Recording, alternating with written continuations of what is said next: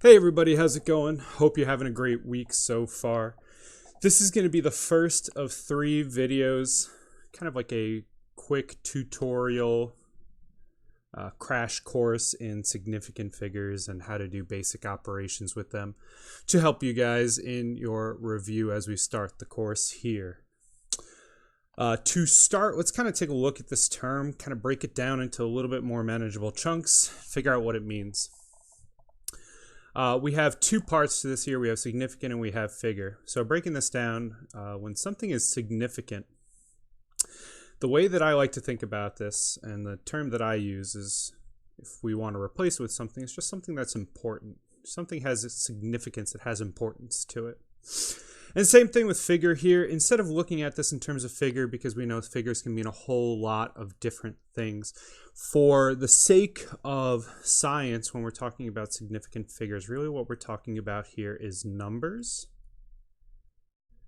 And in particular, when we're talking about these numbers, what we're really going to be looking at is this in terms of measurement. So within measurements that you take in science class, there are going to be important numbers and there are going to be not important numbers, significant figures and non-significant figures. So let's take a look at how we can kind of get an idea of where this process kind of comes from. And to start, let's look at a measurement that we could take. If you're measuring volume using this beaker, how would we go about doing it? Well, if we're filled up to this gray line right here, which I'll trace right here, we automatically know one thing for this. For sure, this number in the hundredths place has to be a 1. If this is at minimum a 3-digit number, we know that the hundreds place, has to be a 1, and that's because this ends up somewhere between the 200 milliliter mark and the 100 milliliter mark. Now, past that, there are no other numbers about this that we are 100% sure about. So once we've gotten to that point where we've figured out all the numbers that we're good with, we have to make one more estimation or one more round to kind of finish up where that number is. So based off of where it is between the 200 and the 100 here, I can make a rounding estimation as to what the tens place is after that. But past that, I can't really make a good estimation. So I'm going to say that this is probably somewhere around a 7 in terms of where this comes between the 200 and the 100, making my estimation here, my measurement for this for this beaker, 170 milliliters. Now, this isn't a particularly good measurement. This isn't a particularly good beaker, and I would never really suggest that you measure liquids with a beaker that does its estimations with this less amount of precision. So let's take a look at a beaker with the same amount of liquid, but to a slightly better scale. So in this example, we have the same measurement. It's the same amount of liquid that we pour into this beaker to this gray line. But now, instead of just looking at it in terms of between 200 and 100, we have additional tick marks here that we can get a better idea of what the measurement is from. So same kind of deal. This is going to be a 3-digit number before talking about any decimal points. We know it's somewhere between 100 and 200. So we're 100% sure that there's got to be a 1 in the hundreds place. And then in terms of the tens place, we can look at these ticks and see that it comes between the 1, 2, 3, 4, 5, 6, 7th tick and the 8th tick of this scale here. So if it comes between 7 and 8, just like between 100 and 200 meant that there was a 1 in the hundreds place, between 7 and 8 means that there's a 7 in the tens place, meaning that it's in the 170s somewhere. And at that point, we have to make that estimation again because we have no further information to tell us anything more about this measurement. So I take a look, see that this is somewhere in between, about halfway, a little bit less than halfway. And so I would probably call this something around 174 milliliters. So I know a little bit more information just because of those extra tick marks. To kind of drive this point home a little bit, let's look at these side by side. So for the first beaker on the left side here, we were only sure about one number in that measurement because we only had enough information to tell that for sure. In the second beaker on the right side, we had enough information to tell us not only the hundreds place, but also to tell us the tens place here. And so after we have those two digits that we're sure about, that's when our estimation took place, versus over here where we knew about one number and then had to make the estimation after that. This overall is going to be less precise, and therefore it has less important numbers, the 1 and the 7 being the important numbers, the ones that we were sure about and the ones that we made an estimation with. This 0 here is not significant. It's a placeholder.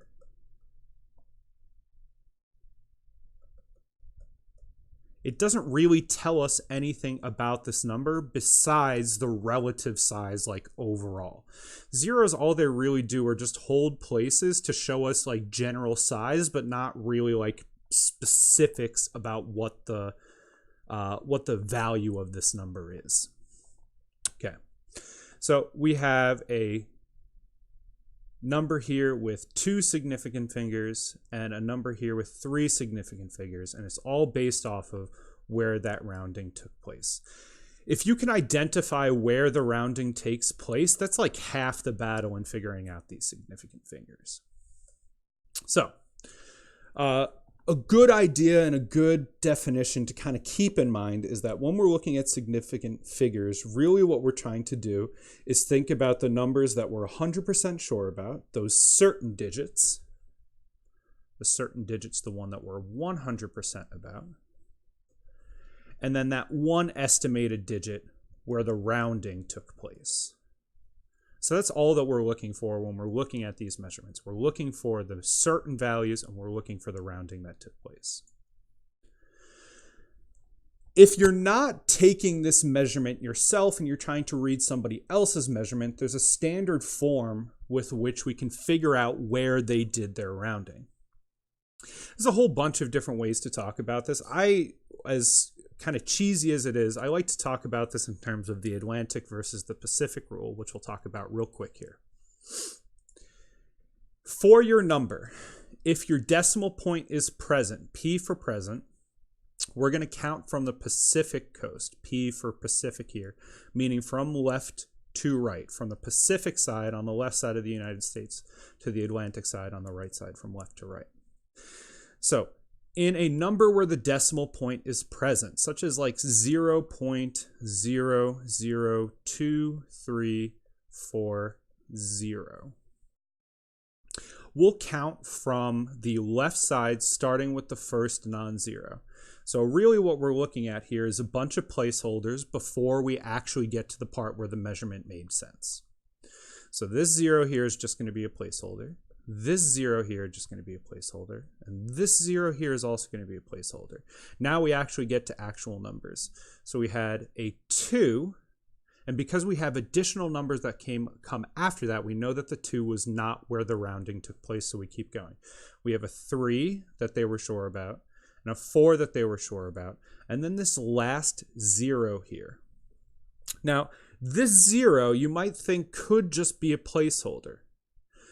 But if it was a placeholder, it would be much easier to write this out as 0.00234 and avoid that confusion. If the 0 at the end there is a placeholder, it would make much more sense to drop it. But these two things here are completely different measurements overall. 0.00234 is saying that you're sure about the 2, sure about the 3, and the 4 is where your estimation took place. Whereas 0.002340 is saying sure about the 2, sure about the 3, sure about the 4, and then the 0 is where the estimation took place. The 0 is where that rounding occurred. If you want to think about this, it's almost like if we rounded the number 0.0023401, and I wanted to round to this decimal place right here. This number then would turn into 0.002340 to show that the rounding took place right here. So we had 1, 2, 3, and our estimated digit for 4 sig figs here.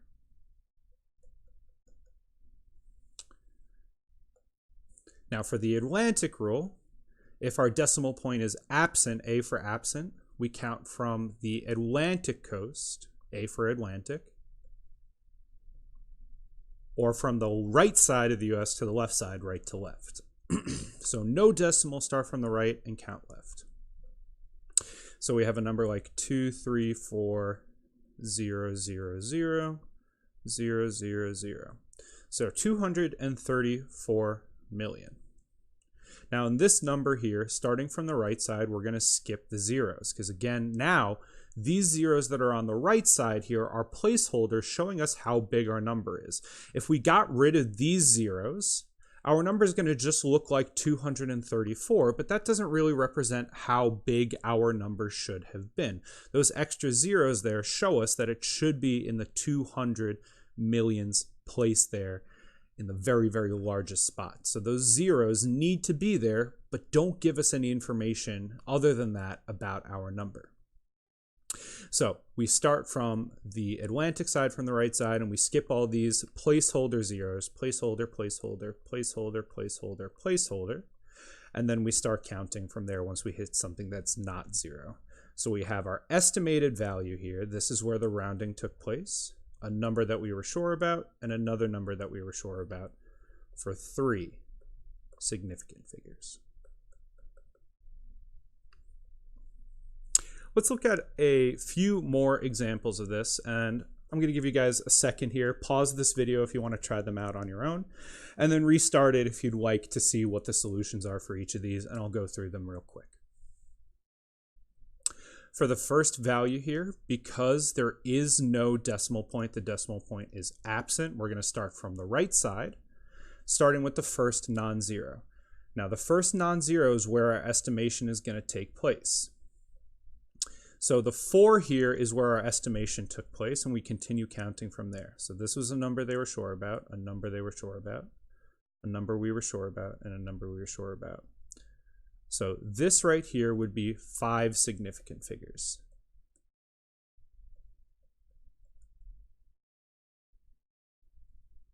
Now, if you're having trouble wrapping your head around this, think about this in terms of measurements instead of just numbers. If this was a unit for, let's call this kilograms here. Whoops.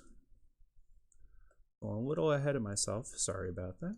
Let's call this kilograms right here. kg.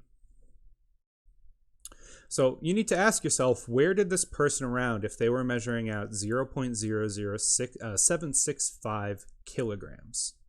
And based off the Pacific rule, we could think about this. Or just based off of the fact that we kind of want to think where the rounding took place, it makes the most sense that this last number here is where the rounding had occurred. And so from there, we could say that this 5 here is our rounded digit, so that's significant. Then everything after that, besides those zeros, which are going to be the placeholders, have some amount of value to them. These zeros here don't tell us a whole lot. All they do is just tell us how far down the decimals this number goes. Another way to think about this, if we were looking at this in terms of grams instead of kilograms, 0.00765, we could say that this is the same thing as 7.65 grams. Now, if we looked at that instead and looked at this in terms of the significant figures, we do the same thing. We have the Pacific rule because the decimal point is present, starting from the left side. I count my numbers. This is significant, and this is where my estimation took place. In both of these examples, because it's the same measurement, just looking at it from a different unit, it should have the same number of important numbers. So this should be 3 sig figs overall. Hurrying up with these other ones, we have 0.0340, Pacific rule because the decimal point is present. from the left side, placeholder, placeholder, important number, where the rounding took place.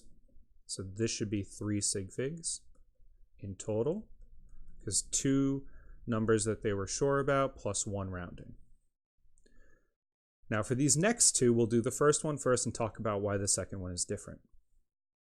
5670.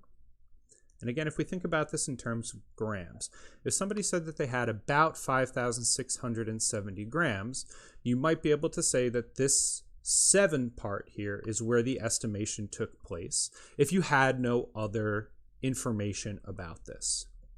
And for Atlantic rule here, starting from the right side, because our decimal is absent, this 0 we can call a placeholder.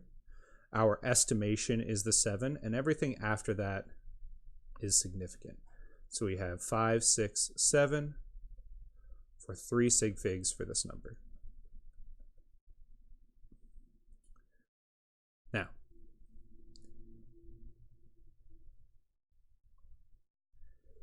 imagine then in this next example here that somebody told you specifically that they had 5,670 grams and they rounded to the nearest gram. The only difference between this number and the previous one is the addition of this decimal point here. And all that decimal tells you is where the rounding took place. The fact that that decimal there means that we talk about this in terms of the Pacific rule instead of the Atlantic rule. Or we want to think about this in terms of this 0 is where the rounding took place because that decimal point is there. So Pacific rule, this is going to be significant, significant, significant, and our rounded digit is also significant for 4 sig figs. For bigger numbers, let's say that this was 56,000 instead of 5,670. If this was 56,000 grams that were measured out, and you wanted to tell your reader that the tens place is where you did your rounding, well, you can't exactly add in a decimal point here in the middle. It would completely change the value of the number. There's a couple different ways of letting your reader know that this is where the rounding took place. One thing you can do is you can put a bar over the top of your last estimation point to show that that's where the rounding took place. Or you can put this into scientific notation so that you can include the decimal point and have some zeros at the end here. So 56,000 could turn into 5.600 times 10 to the 4th power grams. And now because we had that decimal there, these zeros here show us where the rounding took place. And now we can see how this would be 4 significant figures from there. Last example problem we have here is 0.040050. Again, if you need to think about this in terms of measurements, just tack a unit on here at the end just for your own sake. Let's call this newtons worth of force here. So 0.040050 newtons. If that's the case, if somebody was reading this from a measurement that they were taking, we could see how this 0 here would be where the estimation took place, where the rounding took place. And then from there, all you would count off are the numbers that actually defined what this value was and kind of took away those placeholder zeros when you were counting these up. If you want to do the Pacific rule, decimal is present here. We count from the left side. We have placeholder 0, placeholder 0. And now we get to the numbers that are important, the numbers that told us information about this number. 0.040005, and then that 0 being where we made our estimation. This would be 5 sig figs. And if, again, similar to 56,000, if you're not sure how this kind of works out, if we look at this in terms of scientific notation, we can write this out instead as 4.0050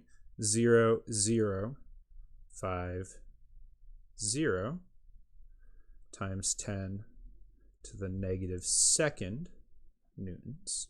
And all of those placeholder zeros just disappear. So all that we're left with are the numbers that made sense to us. Excellent.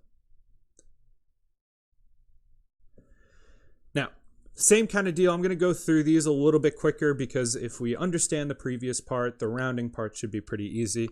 In all of these cases here, I want to round to 4 significant figures.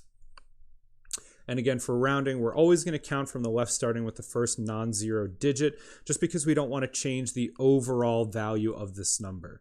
So for example, for this first one here, we have 18,456. If we think about this in terms of 18,456 grams worth of something, and we want to round to 4 significant figures, we count 1, 2, 3, and then the fourth is where our rounding is going to take place. So we're going to round to the tens place here, and this number is going to become 18,450.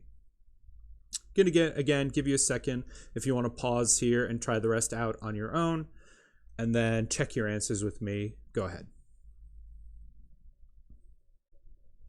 For this second value here, if we counted the number of significant figures that are currently here, there's actually only 2. We have the 2 here, and then the 5 here, and then we want 4 significant figures. So if I'm going to change this number to have 4 significant figures, I would have to add in some zeros to show where the new estimation point took place. So 0.025, 2 being significant, 5 being significant, a 0 being our third significant figure, and then 1 more 0 being our fourth significant figure. So if this was 4 significant figures, this would be 0.02500. For the third one here, if we're rounding this to 4 significant figures, and if we count this off and figure out where the estimation took place, well, the rounding is going to take place at the ones place, but there's nothing actually after that with which to round. So this number is going to stay as is at 8,175 for 4 significant figures. Fourth, we have 52.3078. We're going to count till we get to the 4th significant figure where our rounding takes place. 5, 2, 3, and then the hundredths place is where this rounding is going to take place. So anything after the hundredths place, we're going to round, and this is going to become 52.31. And then last here, 0.0056111596. Again, we're going to find our 4 numbers, and then that 4th significant figure we're going to round. These zeros here, as we said before, are just placeholders. We're going to skip over those. And then we have 5, 6, 1. That's our third. So the next one would be our fourth and where the rounding would take place. So this would become 0.0005612 when we do our rounding.